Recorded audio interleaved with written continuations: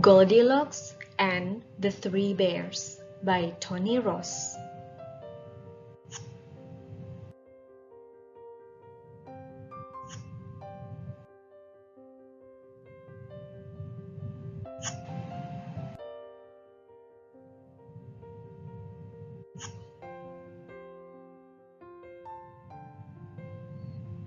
Once upon a time, not so very long ago, and not so very far away, there were three bears. There was Father Bear, who was huge and gruff. There was Mother Bear, who was middle-sized and knew where the bandages and plasters were kept. And there was little bitsy baby bear, who was always getting into trouble and getting lost and getting his knees scratched.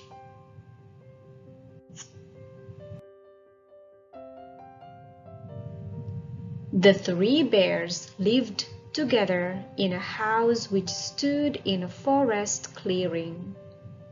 They liked living there. They had lots to eat and a color television set. Life was good for the three bears. It was peaceful and not much happened until the dreadful day when Goldilocks got lost in the forest. Goldilocks lived on the edge of the forest. Her dad was a forester who cut up trees and cleaned up the forest after picnickers.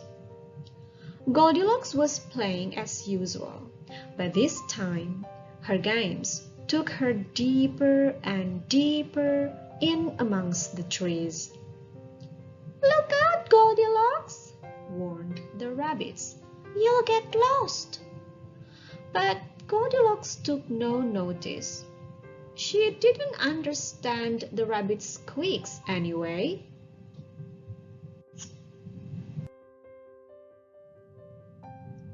As the sky grew darker, Goldilocks began to feel hungry and a little frightened. She stumbled round and round in circles looking for the path home. But in the twilight, all the bushes and trees looked alike. The little girl was very, very lost. Then she saw the house where the three bears lived. Cautiously, she crept up the path and rang the doorbell. No one answered, so Goldilocks gave the door a push. It swung open. "Hello?" she called. There was no reply. The lights were on, but the house seemed empty. Goldilocks was a rather nosy little girl, so she stepped into the hall and peeped around the door into a lighted room. It was a dining room. In the middle was a table set with three bowls. Tiptoeing into the room, Goldilocks peered into the bowls. They were filled with porridge. Thought Goldilocks, that looks good. By now, she was so hungry that her tummy was rumbling. So she took a spoon and dipped it into the largest bowl. Yuck! Goldilocks dropped the spoon. The porridge was so hot.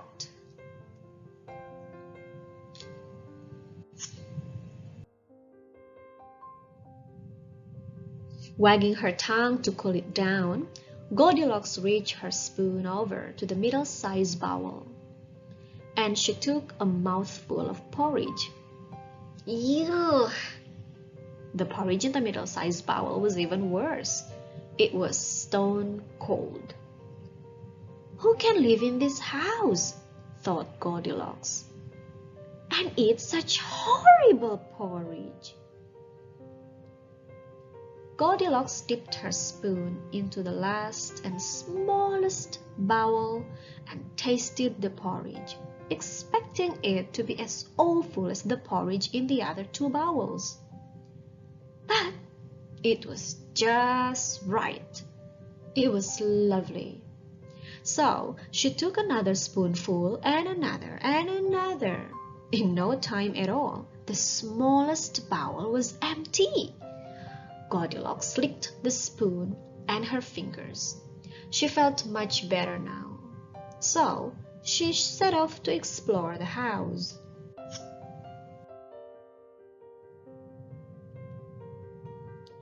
The room next to the dining room was the sitting room. What a good idea, thought Goldilocks. I'll have a little rest. She was full of porridge, so she flopped down in the largest armchair. But it wasn't very comfortable because it was so big.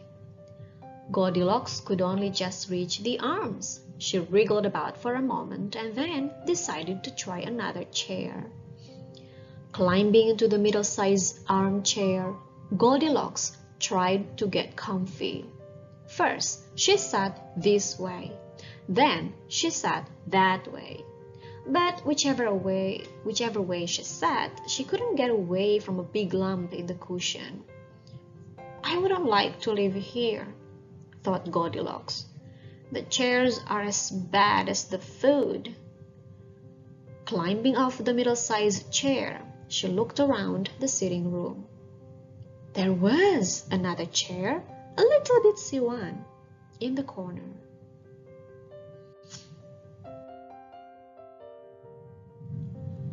Goldilocks sat in the little bitsy chair. It was just right. Feeling pleasantly full of porridge and rather sleepy, the little girl settled back for a snooze. She had just closed her eyes when... crack, snap, bong! Two of the little bitsy chair's legs broke. Goldilocks rolled onto the floor. Rubbing herself ruefully, she stared at the broken chair. Not a very good house, this, she muttered. I wonder if they've got any beds. Feeling sleepy and bruised, Goldilocks wandered away to look. Climbing the stairs, Goldilocks saw 3 doors. She opened the first one and found it was the bathroom, so she shut it. Opening the second door, she saw a pleasant bedroom with 2 beds. Goldilocks jumped on the first bed, the big one. Ouch! It was so hard. Oh dear, she thought. I'm never going to get a rest. Dispiritedly, she slid off the shiny eider-down.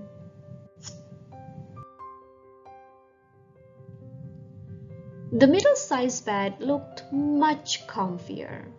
Goldilocks pressed the mattress. It felt soft enough. Climbing onto the middle-sized bed, Goldilocks sank into the sheets and sank and sank and sank. The bed was too soft. It was like drowning in a rag bag. Spluttering as she climbed out, Goldilocks scratched her head. There was a tiny bowl and a tiny chair, she pondered. Maybe there's a tiny bed. Remembering the third door, she hurried out of the big bedroom. Pushing open the third door, Goldilocks found herself in a cozy little bedroom. In one corner stood a little bitsy bed. She jumped onto the little bed and shot up in the air. The mattress was so springy. The little bed was just right. Happily, Goldilocks snuggled under the blankets and fell asleep. She was so tired that she forgot to take her shoes off. While Goldilocks slept, the 3 bears arrived home. They had been visiting Great Aunt May, the odd bear.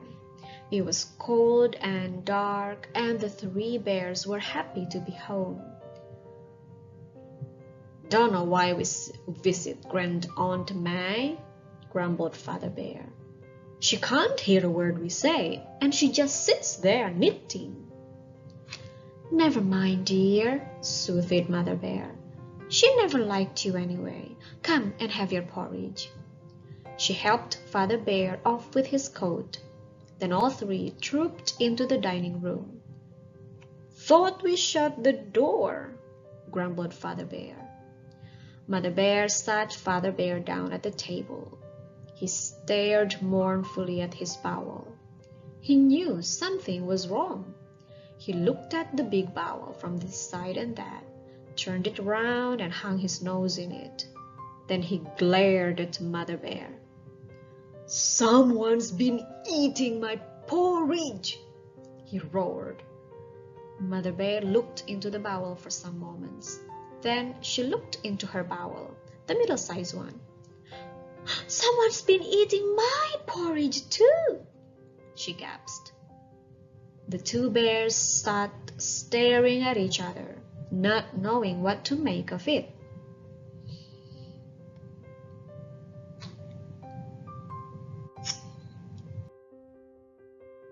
Then Baby Bear looked into his little bitsy bowl. "And someone's been eating my porridge too," he wailed. "And eaten it all up." Baby Bear began to cry. Father Bear got up and peered into the little bowl. He said, not knowing what else to say. There, said Mother Bear, drying Baby Bear's eyes for him. "Better have a sit down and think about this," growled Father Bear. "Thought we'd shut this door," said Father Bear as the three bears entered the sitting room.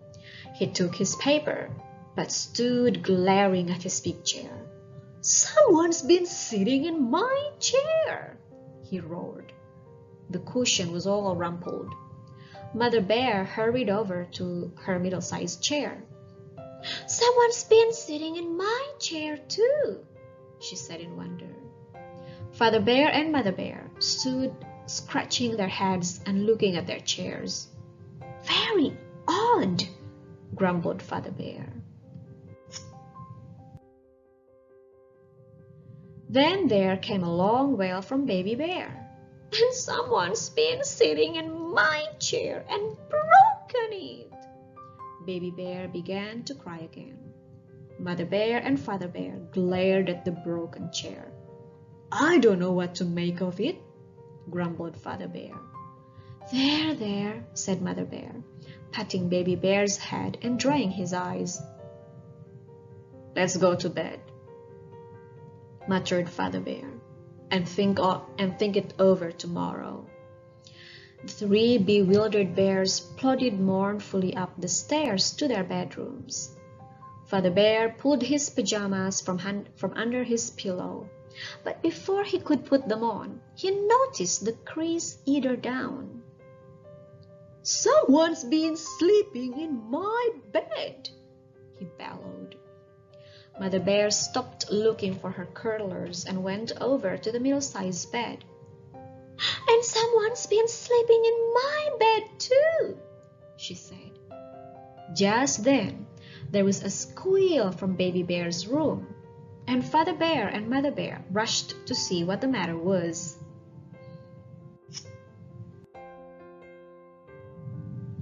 Baby Bear was standing by the open door of his room. He was pointing with a shaky paw. "Someone's been sleeping in my bed too," he screeched. "And look, she's still there." The three bears gaped at Goldilocks, lying tap in a Baby Bear's bed. "Who is she?" whispered Baby Bear. "Oh no," answered Mother Bear. "Whoever she is, she should be in her house, not ours," grumbled Father Bear. The three bears knew now who had helped herself to their porridge and who had sat in their chairs. They were very angry. They stretched out their claws and looked as fierce as they could, which was quite fierce, although not as fierce as the bears in the zoo. Then, taking a deep breath, They went, grrr. Goldilocks sat up with a jolt. She was so frightened. Her hair stood up on end. Goldilocks leaped out of the little bitsy bed, dived between Father Bear's legs, and bounded down the stairs, along the hall, and out of the house. In her fright, she ran and ran and ran through the morning light. She soon found her way home, and she arrived puffing and red-faced. Her dad was worried and angry at her being lost for so long, but Goldilocks had really learned her lesson. From that day to this, she has never tasted anybody's food, or sat in anybody's chair, or slept in anybody's bed, or pried in anybody's house without asking first.